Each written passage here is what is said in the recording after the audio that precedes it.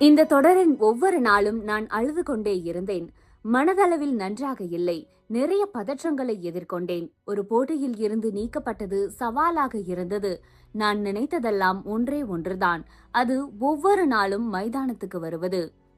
2025ஆம் ஆண்டுக்கான மகளிர் ஒருநாள் உலகக்கோப்பை தொடரின் அரையிறுதிப் போட்டியில் இந்திய அணி பெற்ற வரலாற்று வெற்றிக்கு பின் ஜெமிமா ராட்ரிக்ஸ் கூறிய வார்த்தைகள் இவை. ஜெமிமாவின் அசத்தலான சதம் மூலம் மகளிர் உலகக்கோப்பையின் இறுதிப் போட்டிக்கு முன்னேறியிருக்கிறது இந்திய அணி. யார் இந்த ஜெமிமா? ஹாக்கி பிளேயர் ஆக வேண்டியவர் கிரிக்கெட் வீரர் ஆனது எப்படி?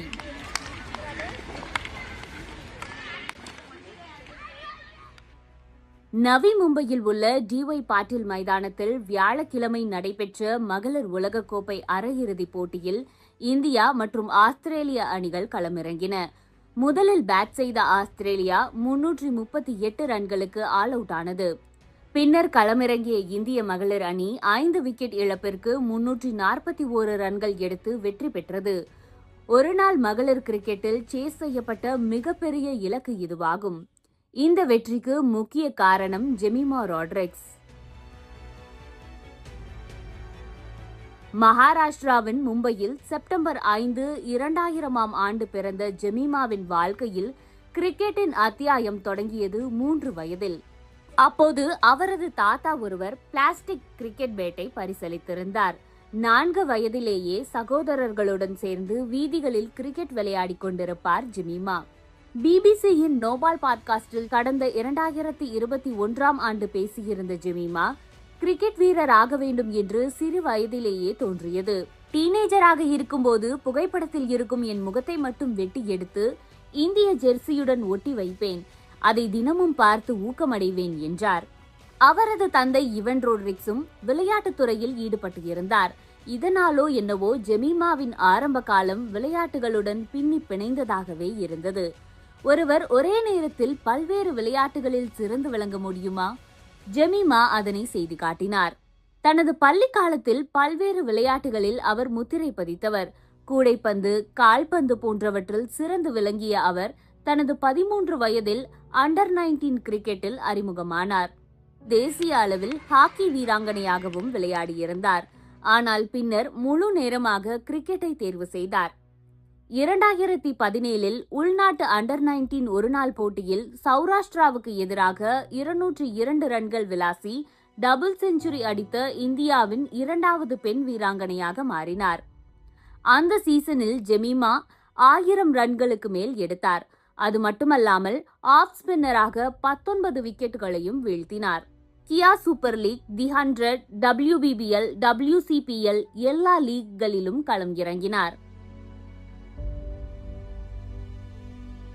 2021இல் இங்கிலாந்துக்கு சுற்றுப்பயணம் மேற்கொண்ட இந்திய அணியில் ஜெமிமா இடம்பெற்ற போதும் ஒருநாள் போட்டியில் அவர் ஆடவில்லை. 2வது மற்றும் 3வது ஒருநாள் போட்டிகளிலும் ஒற்றை இலக்கத்தில் ஆட்டமிழந்தார். இதன் பின்னர் தனது கெரியர் முடிந்துவிடும் என நினைத்ததாக பிபிசியின் நோபால் பாட்காஸ்டில் அவர் கூறியிருந்தார். இது தொடர்பாக நோபால் பாட்காஸ்டில் ஜெமிமா பேசும்போது, அந்த நேரத்தில் மண்டைக்குள் பல விஷயங்கள் ஓடிக்கொண்டிருந்தன. அடுத்து என்ன ஆகும் என்றே நினைத்துக் கொண்டிருந்தேன் என்றார். விராட் கோலியின் பேட்டி ஒன்று தனது வாழ்க்கையை மாற்றியதாகவும் அவர் கூறினார்.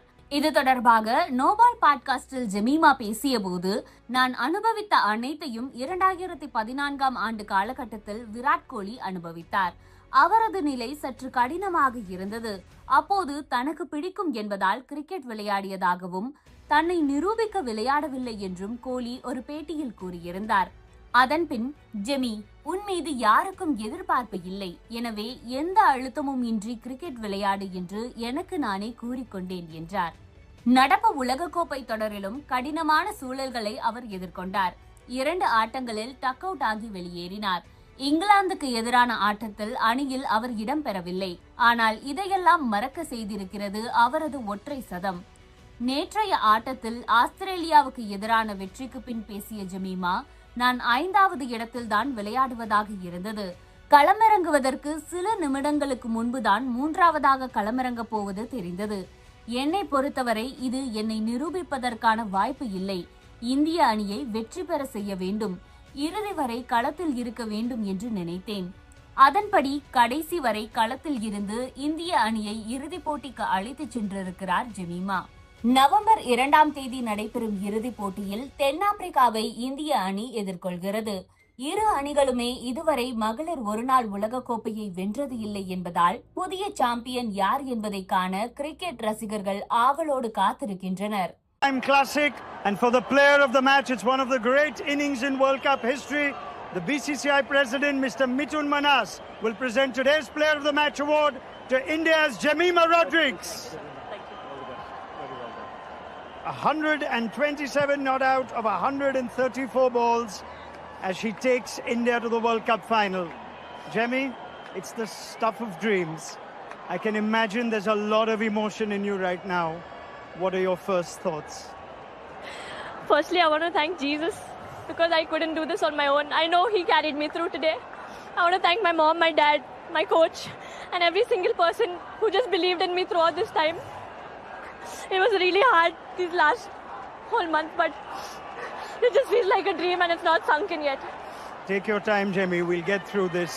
You have played an absolute all-time classic knock. Your team is here. I want you to just try and take us through the innings itself. So much emotion, but you also batted 3. At what point were you told you're going to be batting 3 to process that, the emotion of the stage?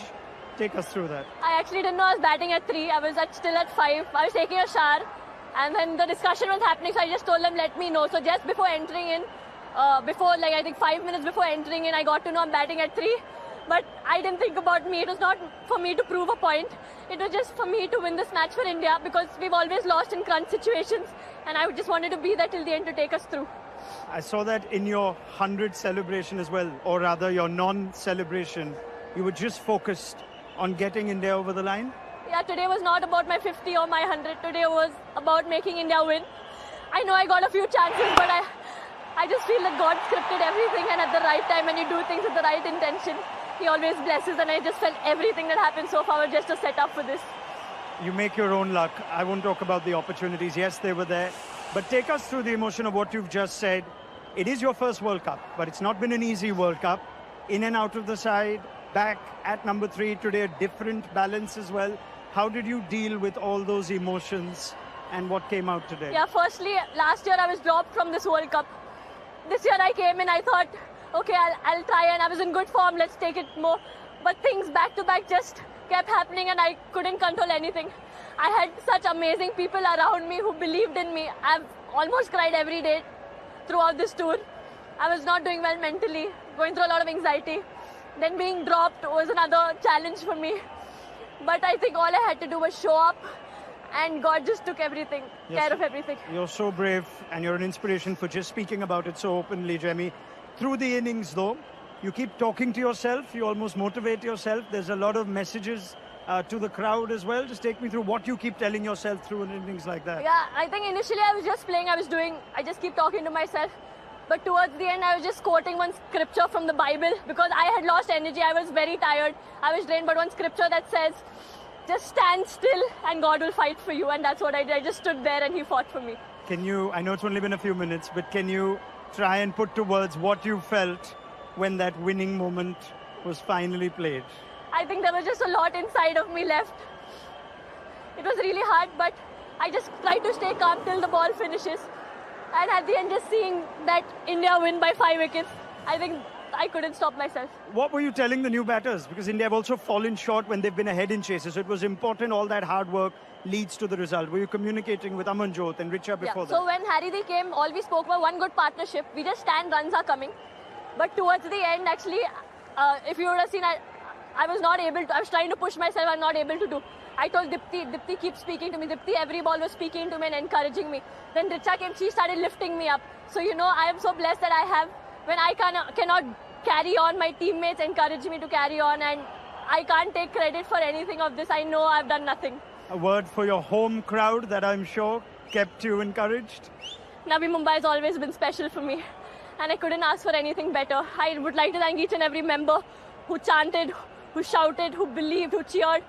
every single time, even when I was down and out. But for every run they were cheering, it pumped me up. So thank you for everyone who came in large numbers and everyone who supported. Jemmy, we need to thank you for witnessing that innings. Jemima Ivan Rodrigues, in your first World Cup, you've taken India to the World Cup final. Well done. Thank you.